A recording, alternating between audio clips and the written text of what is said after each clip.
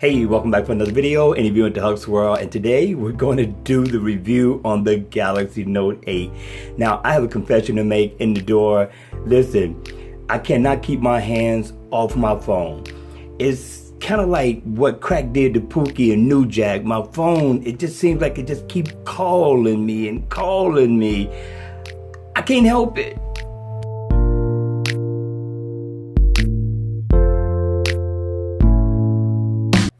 Okay, you all, you ready?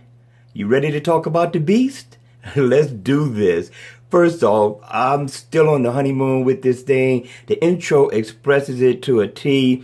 I just can't keep my hands off of the Galaxy Note 8. It's like being in that brand new relationship. You know how you meet your girl or your guy, and it's like, I just can't keep my hands off of her. I just want to touch her, hug her, squeeze her. I want to love her. This is the same way I feel about the Galaxy Note 8. I am not lying to you. I'm picking it up just to be picking it up. But my experience with the Galaxy Note 8 has been great.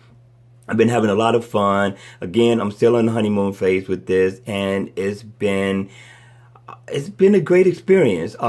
This compared to the Galaxy Note 7, the only difference is that it's taller, and the feel in the hand, for those of you all who've ever had the Galaxy Note 7, the Galaxy Note 7 was the greatest phone ever created by Samsung or any other company in the world. And that's not my opinion, that's a fact. Now, the feel is slightly different. It's not as rounded off. It doesn't feel quite the same as the Galaxy Note 7 did. And it has nothing to do with the height. It has to do with how they rounded it off around the corner. So there's a different feel, but it still feels good. I've gotten used to it. It took me a while, considering the screen was a lot taller than what I'm used to. I mean, I've been using the Galaxy Note 5 for quite some time, and this feels a little different in the hand, a little bit more usable. I mean, some things have changed now. You got the physical button on the Galaxy Note 5, and of course now you have the virtual button. That took a little getting used to as well. It took a day. Got through that. So my experience has been really good. I can't complain. I have nothing to complain about at all about this phone, but there are some things I do dislike. We'll talk about that a little later on. Also, I like what they did with the camera placement and the fingerprint scanner. It made it look a lot better. It looks a lot better than that of the Galaxy S8 and S8 Plus. I like that they didn't put the Sprint logo on here. Just got Samsung Galaxy Note 8. That gives it a nice look as well. The other thing I'm happy about is USB Type-C. And if you know about USB Type-C, you don't have to worry about which way you are putting this cable in, which makes it real quick and convenient. I do not use the headphone jack. I use Bluetooth all day long. You got your speaker grill. Now, the speaker quality, I'm going to say, is not great at all.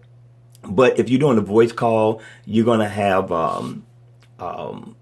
clear quality. You're going to hear it. It's a very nice sound to it when you're listening to that. But music-wise, you're not going to be impressed with it. I mean, I wasn't. You might. We'll see that when you get yours. Now, you do have your volume rocker here. You have the Bixby button that I've been getting used to, and then you have your power button on the other side. But this virtual button has been pretty good. It's got haptic feedback. But one of my favorite features on here that I love, that I instantly set up, that I could not get on the Galaxy Note 5, is the always on display. Now, if you know, I'm not going to go through all of it, but you know that you can write a note, just pull your pen out, and you can write a note, scribble on it, and doodle, write a telephone number, write a note, put it in, and you can save up to 100. I'm telling you, Samsung has definitely outdid themselves with this, but this is my favorite feature of all, the always on display. I mean, I just can't get past that. I like the fact that you can see the time at a glance when your phone is laying down, then you have your notifications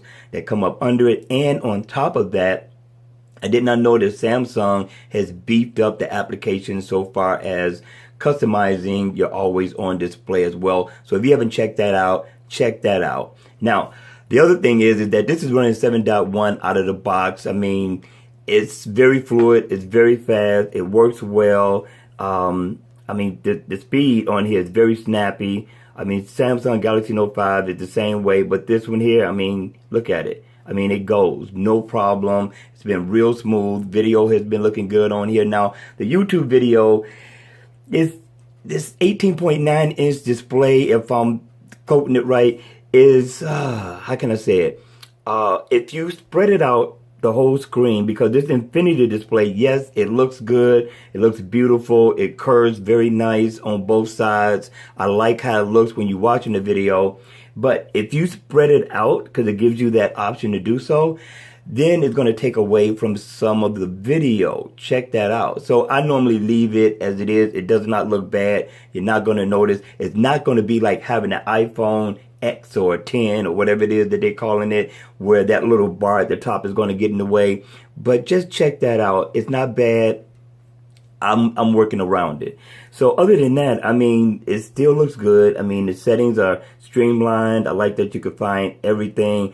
I'm glad that it still has device maintenance. That's my best friend. Lock screen and security. You have some features and functions in there that I think you should check out, like the customizer always on. You can add app shortcuts, which are these right here that I always change because I need to have some quick and convenient things to get to. All you gotta do is hit your button and it takes you right to the home screen. Now you can set that up.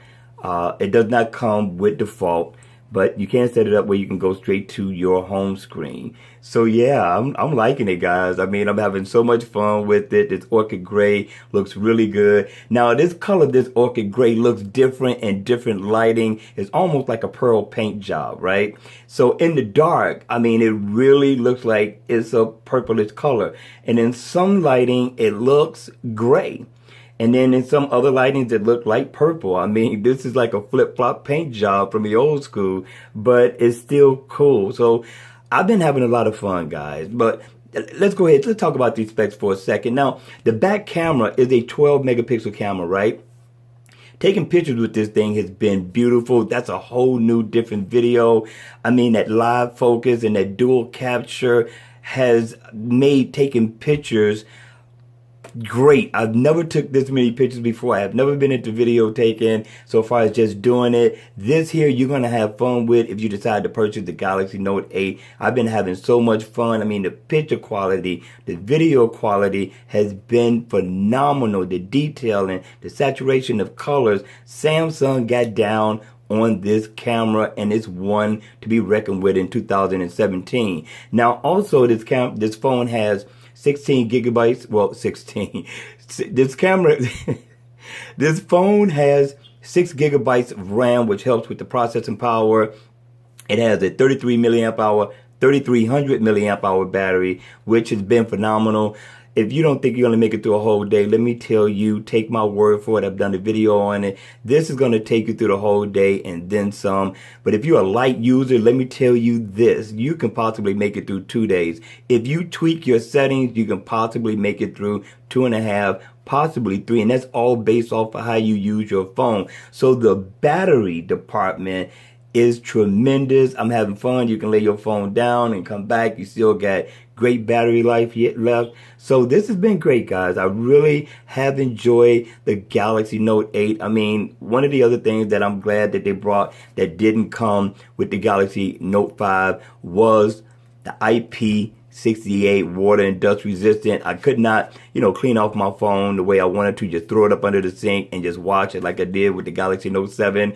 I'm telling you, I had fun with the Galaxy Note 7, and I'm going to have fun with the Galaxy Note 8.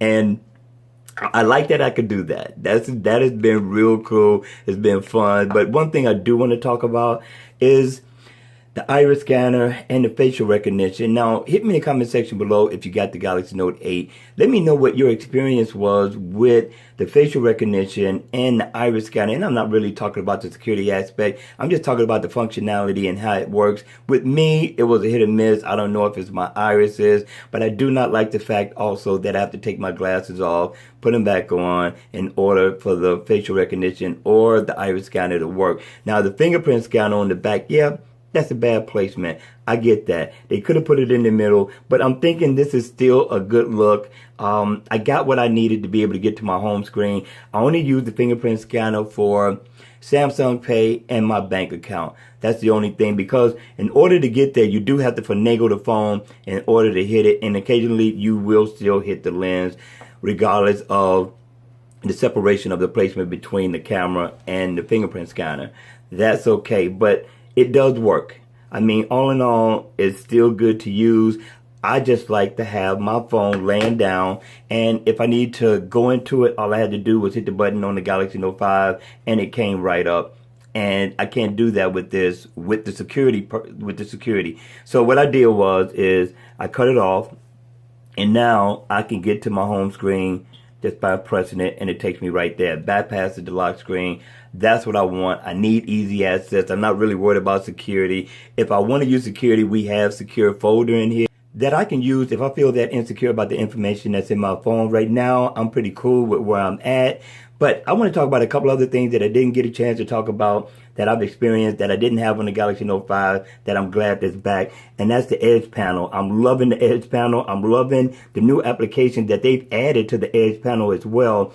And it makes it quick and convenient for you to get to some of the things that are most important to you, like making phone calls, your calendar. We got the new app pair that you can pair up and use very quickly. Like I use my bank account and a calculator to calculate my funds. So I use that. I thought that was pretty cool. I suggest that you give this a try. And I'm commending the developers for getting creative with some of the panels that they made for the Edge panel, which I thought was pretty cool. But we cannot forget the S Pen.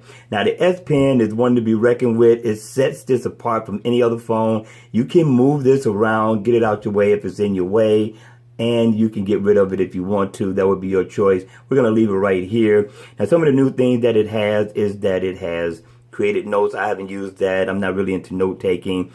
Smart Select is back. ScreenWrite is back as well. Now, ScreenWrite I use. You got scroll capture in there. This is a great feature to have. It makes it quick and convenient to do instead of holding the power button and the home button at the same time. You have live message that's here, and that pretty much is something you can doodle with. I'm done using it. I think it's a gimmick that's only going to last for a short period of time, but for some of you all, this may be right up your alley, and I'm liking it, but at the same time, I'm done with it. Here's another thing that I thought was pretty cool. Translate. If you're the type that's, overseas and in different countries, now instead of translating one word, you can translate a whole paragraph, which I thought was cool. You got Magnify that's back. You got Glance that's underrated. I'm telling you, Glance is pretty cool. So if you went to a website, right, and on that website you wanted to save it, you couldn't, use it right then and there. You tap Glance, and then it'll put it right here in this little box in the corner. It's nice. It just hover over it, and then it brings it right up, and you can do what you need to do. Read it, go through, highlight, copy, and you're good to go. And when you finish, it pops right back in the corner. I thought that was pretty slick. What else is coming with this? And then you can add shortcuts. So if you want to, just hit the plus sign, go in. You can add any shortcuts you want to. And again, you're good to go. So that's some of the things that you could do with the S Pen, the things that I missed on the Galaxy Note 7. And then they added some things in that just made the Note 8 just that much better to buy. We cannot leave without... We got to talk about Bixby. Now, I've been having fun with Bixby. Bixby is fun. I've been enjoying it. It brings about a lot of information. It's a work in progress, but I like some of the things that it does. If I took some pictures or videos, it'll bring it up and post it here if I want to see them again. Information on my calendar, my steps, news feeds about things that's happening around the world. So I'm finding that Bixby is a work in progress, and it does a good job at what it does. Now, it's basically an in-house app is what I call it. And if you're looking for something that's inside your phone, so far as applications and things like that, it cuts out a lot of steps that you would normally use with your finger, you can use with your voice, and that's what Bixby shines at. So by no means is it in competition with the Google Assistant, although outside of the box, it can answer some of the questions that Google Assistant can, like if you want to know what's the weather, who's the president of the United States, things like that. Bixby can help in that way, but it is steady being built up, so you have to give it time. But me personally, I've been having fun with Bixby. I think it's pretty cool. Give it a shot. So now, the highlight of this phone, I'm telling you, is going to be the camera. So please don't miss out on dual capture and live focus. And live focus, I'm telling you guys, You are going to have a lot of fun with this. That is a whole separate video, but the photos and the detailing of these pictures, I can't say enough about it. I want you to go ahead and grab it and experience it for yourself because I've been having fun with it. Now, the Gorilla Glass 5 is one that you need to watch out for so far as your front screen is concerned. I suggest that you get a screen protector quick. I need to get one. I haven't got one yet. But what I need for you to do is hit me in the comment section down below. Let me know if you got a Galaxy Note 8, which screen protector is the best one to get. And it has to be case friendly. Okay, I will appreciate that. Thank you. Now, let's talk about this display. Now, the display I've been having fun with, right? Now, look at these icons. These icons are even saturated. The screen resolution on this compared to the Note 5 that I came from is tremendous. It is beautiful. This Super AMOLED display is off the chain. I can't express it enough. You would have to check this out for yourself. The other thing it comes with is 5.0, which allows you to be able to pair two devices at the same time. I have not had an opportunity to try that yet. I will when I get an opportunity. And it comes with Samsung Pay. So, what do you think, guys? You thinking about buying it? And if you have it, what is your experience with this thus far? Both good and bad. And if I were to say anything bad about the Galaxy Note 8, I would say that I'm not a fan of the fingerprint placement, and I'm really not a fan of this height. I wish they had it took like the Galaxy Note 5 and just, well, not 5, but 7, and just stretched out these bezels at the top and the bottom and then curved the sides. And then that have made the phone a little bit more usable. But it is a learning curve. It took me a couple of days to get used to this length, but you will. Okay, guys, that's going to be it for this video. I had fun doing it. I hope you enjoyed it. I hope it was informative. And if it was, please make sure you hit the like button on the way out. And if you want to see more videos like this, then please make sure you subscribe to my channel. And as always, I will see you all at the next video. Take care.